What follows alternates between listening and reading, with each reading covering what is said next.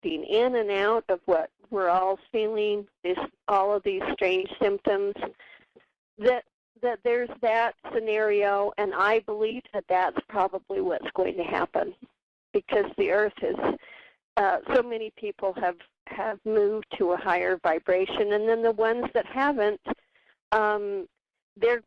everybody's going to do what they're supposed to do, what's their soul's destiny.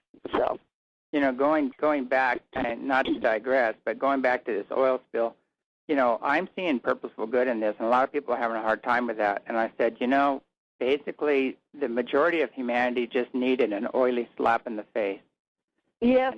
To really see what's going down and who's in control. And it's so in your face right now. Obviously the oil companies have thumbed their nose at the EPA, saying don't use that core exit. It's 11 times more toxic, and they just said, yeah, right, and kept doing it. They've thumbed their nose at every aspect of government, most of which has been paid off by them. And they've just gone on and on with this, and it's just total reckless abandon, fueled by greed, which is in control on this planet. And it's not just the oil industry, it's the war industry and the pharmaceutical industry. All of these industries are fueled by just reckless greed, with no respect for humanity and the earth. And so, in a way, this is a grand wake-up call for the entire planet to really see who's running the show here, and what their motives and intentions are, what their direction is. Basically, what kind of consciousness they have. Which is like pathological narcissism, at its best, basically. But it's reached the height of just pure greed at the expense of humanity and the earth, and we're seeing that, as a collective now. And what I'm seeing now, too, is that people, the collective consciousness right now, and especially people who are sensitive, are just getting hammered because there's so much agitation and anger and over this atrocity and what happened. And, one of the people I was working with and actually interviewed, she said that, now we can't really ground to the earth anymore. We have to ground to the heart and to the higher realm. Absolutely. That's true. One of the things, along with what you said about the benefit of this happening, because there is the concept that we are living the past. We're back here in the play. The outcome has already happened, and there's a part of it that's already functioning in the new reality, but we just haven't, maybe people haven't remembered that. But the beauty of it is that so many people that are coming up with the technologies that we have what we need to fix this problem, why won't they let them use this? Well, that technology is going to be going with us so that when we move to the second Earth, pristine Earth, we will not make the same mistakes that we have made on this planet. This is our boot camp. This is our learning period, and this is the test of how people are going to deal with whatever's going on. And we've seen these scenarios with 9/11 and all of the earth changes, all of the catastrophes that have been man-made that they've created. And those guys are going to have to, they're going to have to deal with their make amends and deal with whatever consequences are going to come upon them. But I just tell people, really, you've just got to protect yourself from all those energies that are out there. And at this point, instead of us fretting about, well, we've got to fix this. I mean, yeah, we can fix it, but the dark forces probably are not going to let us fix it. But we're moving to an earth where it's already been done. It's already perfect for us. And I don't believe, people don't have to believe where I'm coming from. But I called an urgent meeting, and in 4 days I had 35 people there. and every single person was on the same page.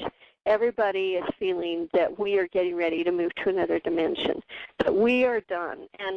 And so we're not spending so much time on the material and the physical things because we are moving out of matter and into light.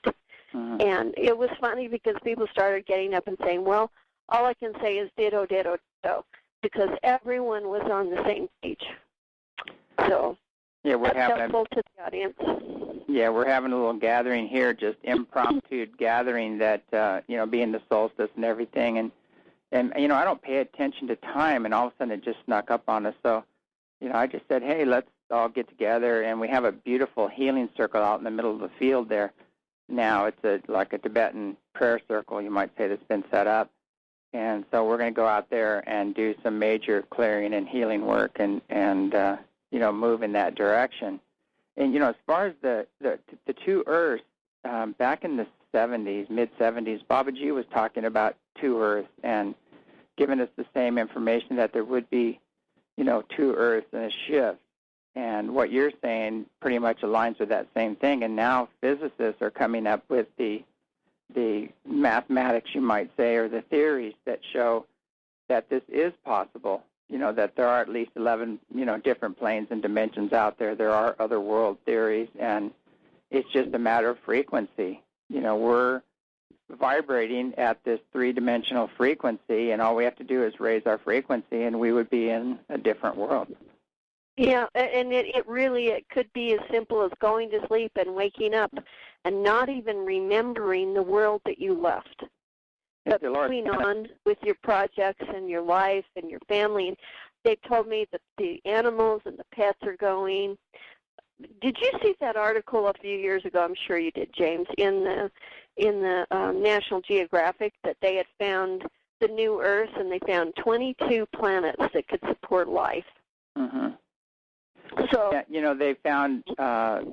They've also found with this new thing they just shot up there a little while ago that they're discovering more and more planets.